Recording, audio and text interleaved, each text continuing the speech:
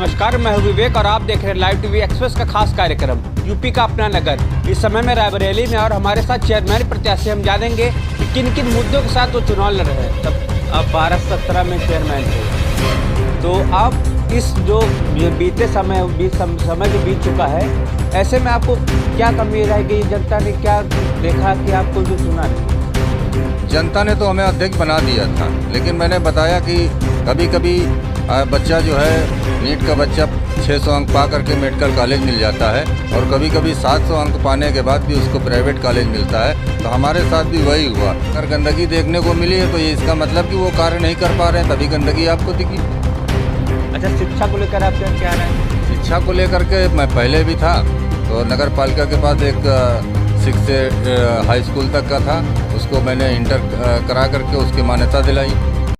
नमस्कार, मैं हूं विवेक और आप देख रहे हैं लाइव टीवी एक्सप्रेस का खास कार्यक्रम यूपी का अपना नगर।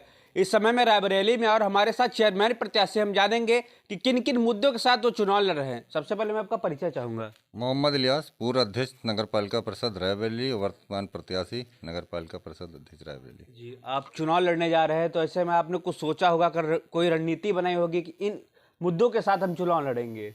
2012 से 17 तक मैं था। जनता हमारी रणनीति और हमारे मिजाज के बारे में सब समझती है। हमको कोई रणनीति जनता को बताने की जरूरत नहीं ज़्यादा। आप पूर्व चेयरमैन भी रह चुके हैं, तो ऐसे में क्या क्या कार्य किए थे जिससे जनता प्रसन्न हुई थी पहले के बारे में?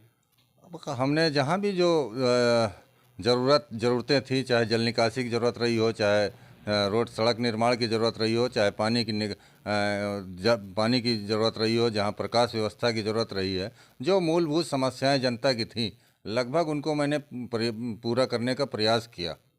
और इसी का कारण था कि 2012 में मैं 15,600 वोट पा करके जीता था और 2017 में लगभग मैं 21,200 वोट पा करके मैं चुनाव हार गया। अभी क्या तैयारियां चल रही हैं? तैयारी चल रही, लोगों से जनसंपर्क चल रहा है, मीटिंग के माध्यम से, बैठकों के माध्यम से। लगभग हम हर मोहल्ले में, हर वार्ड में लगभग 15-15 बैठकें करके लोगों से अनुरोध और निवेदन और रिक्वेस्ट कर रहे हैं, समर्थन मांग रहे हैं। आप 12-17 में चेयरमैन थे, तो आप इस जो बीते समय जो बीत चुका है, ऐसे में आपको क्या कमी रह गई? जनता ने क्या देखा कि आपको जो चुना नहीं? जनता ने तो हमें अध्यक्ष बना दिया था, लेकिन मैंने बताया कि कभी कभी बच्चा जो है नीट का बच्चा 600 अंक पा करके मेडिकल कॉलेज मिल जाता है और कभी कभी 700 अंक पाने के बाद भी उसको प्राइवेट कॉलेज मिलता है। तो हमारे साथ भी वही हुआ कि अंक ज़्यादा मिलने के बाद भी मेरिट ढाई चली गई, मैं चुनाव हार गया। अभी राजनीति आप कब से स्टार्ट करें? हम 95 से। पार्टी क्या है? समाजवादी पार्टी।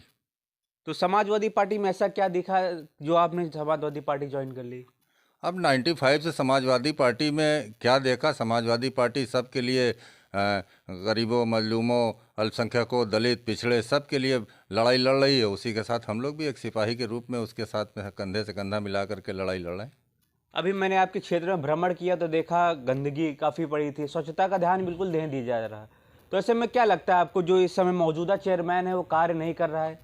इस सवाल का जवाब तो मौजूदा अध्यक्ष ही दे सकते हैं, मैं क्यों दूसरे के सवाल का जवाब दूं? नहीं, आप एक जनता भी इसी क्षेत्र में आते हैं, तो आपको क्या लगता है कि ये कार्य हो रहा है कि नहीं? जवाब तो वही देंगे ना। अगर गंदगी देखने को मिली है तो ये इसका मतलब कि वो कार्य नहीं कर पा रहे हैं, तभी गंदगी आपको दिखी।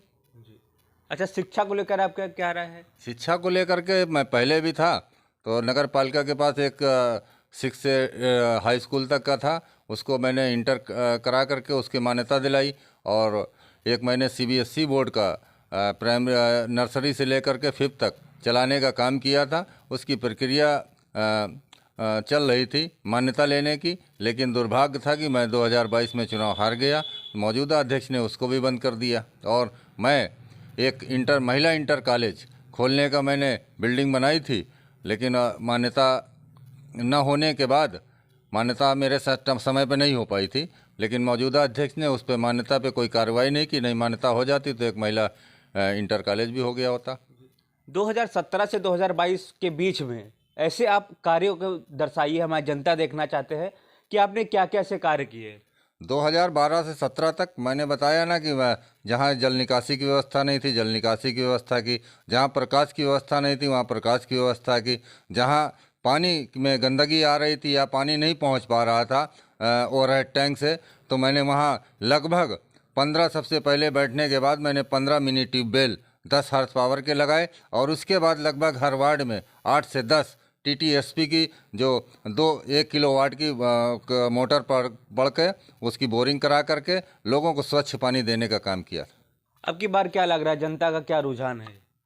अब जनता, हमें तो ये पूर्ण विश्वास है कि जनता हमें पूर्ण समर्थन कर रही है और जनता इस बार अपना आशीर्वाद हमको देगी। आप इस समय देखे होंगे कि ये डेंगू बीमारी ज़्यादा फैल रही है, ऐसे में आपने क्या क्या प्रबंध किए कि आप, क्योंकि समाज सेवी भी हैं, आप समाज सेवी पूर्व चेयरमैन भी रह चुके हैं, तो आपने जनता को सेफ करने के लिए क्या क्या प्रबंध किए?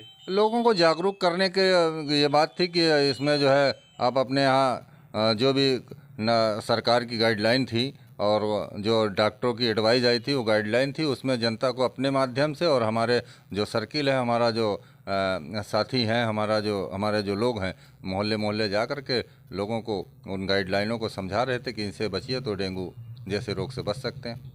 ये हमारा खास कार्यक्रम आपकी जनता देख रही है, पूरा देश देख रहा है, तो ऐसे में आप जनता को क्या संदेश देना चाहेंगे? जनता से हमारा यही संदेश है कि रायबरेली नगर पालिका की जनता से तो हमें ये संदेश है कि आने वाले चुनाव में हमें भारी बहुमत से जिताए, और मैं उसके लिए 24 घंटे तो मैं नहीं कह सकता हूँ, मैं 18 घंटे उसके लिए रायबरेली नगर पालिका के क्षेत्रवासियों के लिए हमेशा खड़ा रहूँगा। जो भी समस्याएं होंगी उन समस्याओं को हल करने का पूरा प्रयास करूँगा। तो ये थे हमारे साथ बात करने के लिए चेयरमैन प्रत्याशी, जिन्होंने साफ तौर पे बताया कि हम वादों पे बिल्कुल विश्वास नहीं करते, हम कामों पर विश्वास करते हैं। साथ ही साथ इन्होंने शिक्षा को लेकर भी एक अच्छी बात बताई है कि जब तक समाज शिक्षित नहीं होगा तब तक ये हमारा जो देश है, हमारा समाज है, वो विकास नहीं करेगा। अब ऐसे में देखना ये होगा कि समाज जो हम जनता है अपनी, वो कितने वोटों से विजय बनाती है। लाइव टीवी एक्सप्रेस से मैं विवेक साहू, उत्तर प्रदेश।